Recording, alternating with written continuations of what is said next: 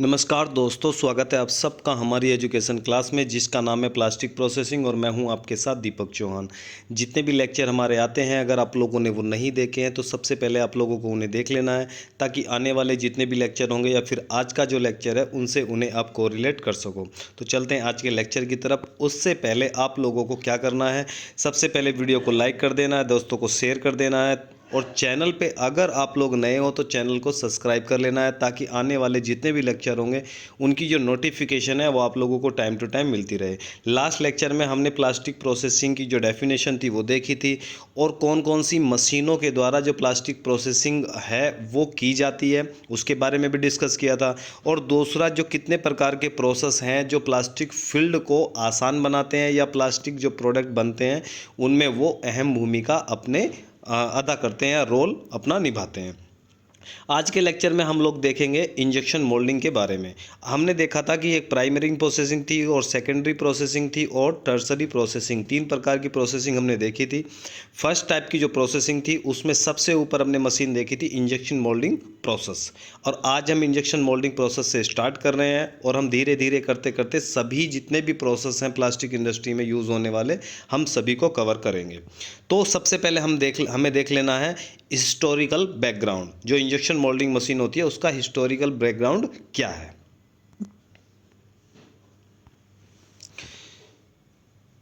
Injection moulding machine, injection moulding process injection के सिद्धांत पर कार्य करता है। आप लोग जानते हो, जब आप लोगों को कोरोना के समय की मैं याद दिलाता हूं कि कोरोना के टाइम पे क्या हुआ था कि आप लोगों को वैक्सीनेशन हुआ था। तो उसमें क्या होता है, एक इंजेक्शन होती है, एक सिरिंज होती है जिसमें एक निडल लगी होती है, उसमें एक लिक्विड भरा होता है जो वैक्सीन होती है और बैरल होता है, बैरल के अंदर एक पिस्टन होता है जिसे आप हाथ से क्या करते हैं, डॉक्टर पुश करते हैं। तो वो क्या होता है, जिस तरीके से वो काम करता है उसे ही हम बोलते हैं इंजेक्शन का जो प्रिंसिपल होता है, उसी के तरीके से इंजेक्शन मोल्डिंग जो प्रोसेस होता है उसी के सिद्धांत पे कार्य करता है। ये प्रोसेस मैंने आप लोगों को इसलिए बताया इंजेक्शन का प्रिंसिपल, ताकि आप लोगों को समझने में आसानी हो कि इंजेक्शन जो मोल्डिंग मशीन होती है, प्रोसेस होता है, वो किस तरीके से काम करता है। तो जिस तरीके से आप लोगों को वैक्सीनेशन इंजेक्शन के द्वारा दिया गया था उसी तरीके से इंजेक्शन मोल्डिंग भी काम करता है। जिस प्रकार इंजेक्शन के द्वारा वैक्सीन बॉडी में इंजेक्ट की होती है उसी तरह प्लास्टिक मेल्ट मटेरियल को हाई प्रेशर पर मोल्ड में इंजेक्ट किया जाता है। आप जानते हो कि जब बॉडी में दवाई को इंजेक्ट किया जाता है तो अंगूठे पर बहुत ज़्यादा फोर्स डालना पड़ता है।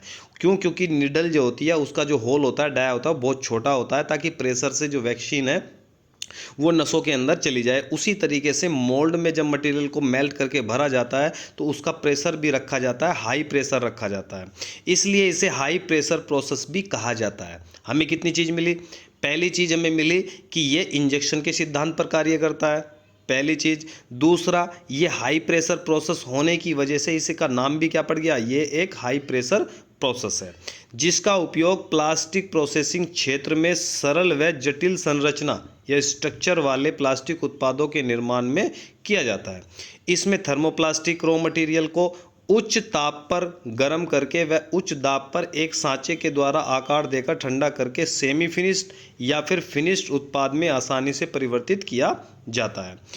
इस प्रक्रिया की सहायता से ऑटोमेटिक ऑपरेशन के आधार पर ऑटोमेटिव से लेकर फूड प्रोसेसिंग क्षेत्र तक अच्छी गुणवत्ता का उच्च उत्पादन संभव हुआ है। यानी कि हर फील्ड में इस प्रोसेस का क्या है, यूज़ किया जा रहा है, बड़े पैमाने पर यूज़ किया जा रहा है और उस फील्ड में इसने बहुत ज़्यादा चीज़ों को आसान किया है।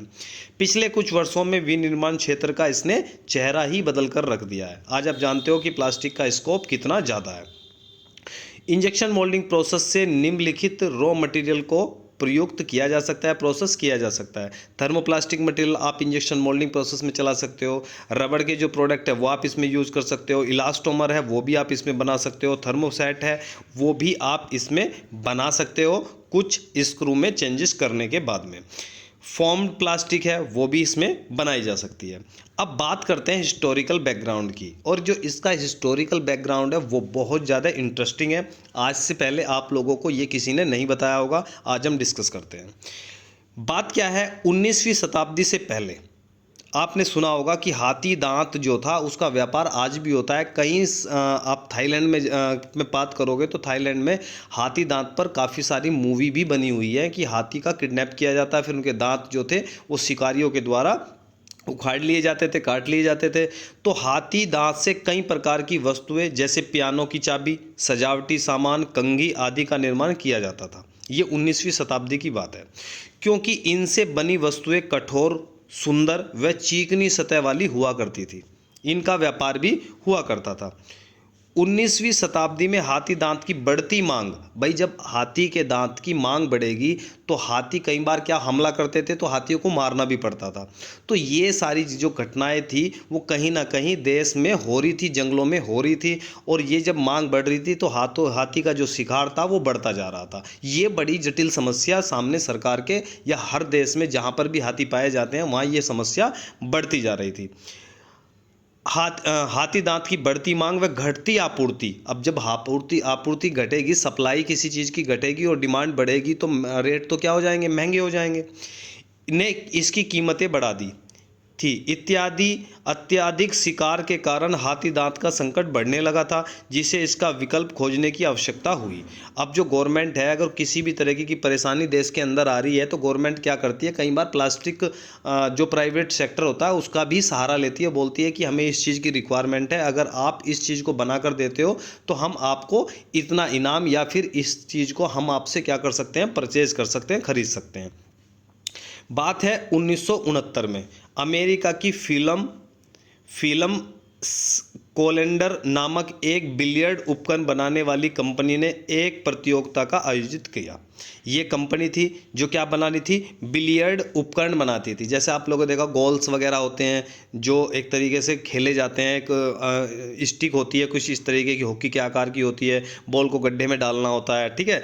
तो उसकी जो बॉल होती है वो बनाने वाली ये कंपनी थी। इसने क्या किया, एक प्रतियोगिता का आयोजन किया जिसमें कहा गया कि जिसमें हाथी दांत के विकल्प खोजने वाले को $10,000 के इनाम दिया जाएगा। इन्होंने कहा कि भाई पूरे देश में, अमेरिका में क्या कर दिया, एक अनाउंसमेंट कर दिया कि ये कंपनी है, ये कंपनी $10,000 देगी इनाम में अगर कोई हाथी दांत का विकल्प ढूंढेगा। यानी कि कोई ऐसा प्रोडक्ट बनाएगा या ऐसा मटेरियल ढूंढेगा जिससे ऐसे ही प्रोडक्ट बन सकते हैं जिससे जैसे हाथी दांत से बनते हैं। अगर ऐसा मटेरियल ढूंढ लिया जाता तो हाथी दांत की जो मांग थी, डिमांड थी, वो कम हो जाती और हाथी का जो शिकार था वो हम कम कर सकते थे, होने से बचा सकते थे शिकारियों के द्वारा।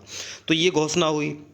अब आगे क्या हुआ, जोहन वेस्ले हयात ने इस प्रतियोगिता में भाग लिया। एक वैज्ञानिक थे जिनका नाम था जोहन वेस्ले हयात। और वैज्ञानिक कोई पहले से नहीं होता है, जब वो कोई आविष्कार करता है तो वैज्ञानिक बन जाता है, ठीक है। तो इसलिए आप लोगों को आगे बढ़ते रहना है, हो सकता है कि गलती से आप भी वैज्ञानिक बन जाओ। तो इसने क्या किया, भाग लिया और सेल्यूलोज नाइट्राइट का आविष्कार किया। यह हाथी दांत जैसा न होने के कारण वो ये प्रतियोगिता पूरी तरीके से जीत नहीं पाए। ये हाथी दांत जैसा कुछ इसमें प्रॉपर्टी तो थी, लेकिन प्रॉपर ये हाथी दांत जैसा प्रोडक्ट ये नहीं बना पाया, इसलिए ये पूरी तरीके से ये प्रतियोगिता नहीं जीत पाए। लेकिन यह सामग्री बिलियर्ड बॉल और अन्य उत्पादों जो हाथी दांत से बन रहे थे के लिए एक किफ़ायती व व्यापारिक विकल्प बन गई। यानी कि जो हाथी दांत से प्रोडक्ट बनाए जा रहे थे, कहीं ना कहीं उन प्रोडक्टों को इससे बनाया जाने लगा, तो कुछ ना कुछ चीज़ों को आसान कर दिया गया। उस समय धातु से ट्यूब व रोड की लंबाई के निर्माण के लिए डाई कास्टिंग विधि का उपयोग किया जाता था। अब देखो, इंजेक्शन मोल्डिंग का जन्म कहाँ से होता है, डाई कास्टिंग से होता है। याद रखना आज की बात, डाई कास्टिंग विधि का उपयोग किया जाता था। इसी में संशोधन के दौरान ही इंजेक्शन मोल्डिंग प्रोसेस की शुरुआत होती है। जब इसने सेलुलोज नाइट्रेट मटेरियल बनाया और उससे प्रोडक्ट बनाए प्रतियोगिता के दौरान, तो उसने क्या किया, डाई कास्टिंग विधि में कुछ संशोधन किया, जिस संशोधन के दौरान नया नाम एक निकल के आया, इंजेक्शन मोल्डिंग प्रोसेस। ये दोनों विधियां एक जैसी ही हैं, फ़र्क सिर्फ इतना है कि ये प्लास्टिक प्रोसेसिंग के लिए है और दूसरी धातु की कास्टिंग के लिए है। इंजेक्शन मोल्डिंग मशीन का डिजाइन 1872 में जॉन वेस्ले हयात द्वारा बनाया गया था। तो इंजेक्शन मोल्डिंग का आविष्कार कब हुआ, 1872 में। यह डिजाइन पहली बार प्लास्टिक सेलुलॉइड को मोल्ड में इंजेक्ट करने के लिए था, खासकर बिलियर्ड्स के बॉल बनाने के लिए। इस डिज़ाइन को पेटेंट कब कराया गया? 1872 में ही पेटेंट कराया गया। अब पेटेंट का मतलब क्या होता है कि अगर आप कोई आविष्कार करते हो तो उसे आप लोगों को वीपो एक ऑर्गेनाइजेशन है, वीपो वर्ल्ड इंटेलेक्चुअल प्रॉपर्टी ऑर्गेनाइजेशन है। जब भी आप कोई क्या करते हो, कोई आविष्कार कर लेते हो तो आप लोगों को यहाँ पर रजिस्ट्रेशन कराना होता है, ताकि आप लोगों की कोई भी टेक्निक है, जो आविष्कार आप लोगों ने किया है, उससे कोई कॉपी ना कर सके। तो अगर कई बार आप लोगों ने देखा होगा कि उसमें किसी वीडियो में या किसी नोट्स में या किसी भी चीज़ में लिखा होता है कि इसके कॉपीराइट्स हमारे पास हैं, अगर आप लोग इसकी कॉपी करते हो तो हम क्या कर सकते हैं, आपके प्रति लीगल एक्शन ले सकते हैं, कोर्ट की जो कानून का सहारा है हम ले सकते हैं। तो यही जो पेटेंट था, इसका मतलब यही होता है कि इन्होंने अपने इंजेक्शन मोल्डिंग का जो स्ट्रक्चर था उसे पेटेंट करा लिया, डिज़ाइन को पेटेंट करा लिया। जॉन वेस्ले हयात ने यूएस पेटेंट नंबर 306 748 के तहत इस मशीन का पेटेंट कराया था। ये उतनी नॉलेज की ज़रूरत नहीं है, लेकिन जब सामने चीज़ें आ गई हैं तो मैं अच्छे से आप लोगों को समझा रहा हूँ। यह पेटेंट इंजेक्शन मोल्डिंग मशीन के लिए था, जो प्लास्टिक सामग्री को हीट करके उसे एक मोल्ड में इंजेक्ट करता था, जिससे एक सटीक और तेज प्रक्रिया के माध्यम से विभिन्न आकारों के प्लास्टिक उत्पाद बनाए जा सकते थे। इस पेटेंट के साथ ही इंजेक्शन मोल्डिंग की प्रक्रिया औद्योगिक रूप से मान्यता प्राप्त हुई और धीरे धीरे यह प्रक्रिया प्रौद्योगिक और मैन्युफैक्चरिंग इंडस्ट्री में एक महत्वपूर्ण तकनीक बन गई। इंजेक्शन मोल्डिंग प्रोसेस से सबसे पहले सेलुलोज मटेरियल से बिलियर्ड्स बॉल बनाई गई थी। अगर आपसे पूछा जाता है कि इंजेक्शन मोल्डिंग से सबसे पहले जो प्रोडक्ट बनाया गया था वो क्या था, तो बिलियर्ड्स बॉल थी। और कौन से मटेरियल से बनाया गया था, तो सेलुलोज मटेरियल से ये बनाई गई थी। जॉन वेस्ले हयात ने 1872 में इस मशीन का आविष्कार किया था और उनका मुख्य उद्देश्य उस समय के सबसे लोकप्रिय प्लास्टिक सामग्री सेलुलोज का उपयोग करके बिलियर्ड्स की बॉल बनाना था, जो हम पढ़ चुके हैं। ठीक है, यह एक महत्वपूर्ण मील का पत्थर था, क्योंकि इसके बाद इंजेक्शन मोल्डिंग प्रक्रिया का उपयोग विभिन्न प्रकार के प्लास्टिक उत्पादों को बनाने के लिए किया गया और धीरे धीरे यह विधि धातु, लकड़ी और अन्य सामग्रियों के साथ प्रयोग में आने लगी। ठीक है, ये था इंजेक्शन मोल्डिंग का हिस्टोरिकल बैकग्राउंड, सारी चीज़ें कि इंजेक्शन मोल्डिंग का आविष्कार कब किया गया, किसने इसका आविष्कार किया, कहाँ से इसका जन्म होता है, किस मशीन को मॉडिफाइड करके इंजेक्शन मोल्डिंग बनाई गई, कौन सा प्रोडक्ट सबसे पहले बनाया गया था और किस मटेरियल से प्रोडक्ट ये बनाया गया था। सारी चीज़ें आप लोगों को इस हिस्टोरिकल बैकग्राउंड में देखने को मिलती है। तो आप लोगों को क्या करना है, ये सारे के सारे नोट कर लेने हैं, अपने नोट्स बना लेने हैं, ताकि आप लोगों को इंटरव्यू में हेल्प मिल सके। अगर आप बने बनाए नोट्स लेना चाहते हो तो आप लोगों को करना क्या है, हमारे नंबर पर आप लोगों को मैसेज देना है, मैसेज करना है, और वहाँ पर आप लोगों को एक मिनिमम अमाउंट पे करके आप बने बनाए नोट्स भी हमसे ले सकते हो। तो मोबाइल नंबर आप लोग देख सकते हो, व्हाट्सअप नंबर 9896 87 9896638771। आप इस पर जाकर आप मैसेज करते हो तो आप लोगों को बने बनाए नोट्स भी प्रोवाइड करा दिए जाते हैं। ठीक है, तो आज के लिए इतना ही। नेक्स्ट लेक्चर में हम आगे से स्टार्ट करेंगे, टाइप्स पढ़ेंगे इंजेक्शन मोल्डिंग के, पूरा प्रोसेस समझेंगे किस किस तरीके से इंजेक्शन मोल्डिंग का प्रोसेस होता है। तो आज के लिए इतना ही। अगर वीडियो आप लोगों को पसंद आती है तो वीडियो को लाइक कर दें, दोस्तों को शेयर कर दें। चैनल पर अगर आप लोग नए हो तो चैनल को प्लीज़ सब्सक्राइब कर लें, ताकि आने वाले जितने भी लेक्चर होंगे उनके जो नोटिफिकेशन है वो आप लोगों को टाइम टू टाइम मिलते रहें। तो मिलते हैं नेक्स्ट लेक्चर में, जब तक के लिए दीजिए इजाज़त। जय हिंद, जय भारत।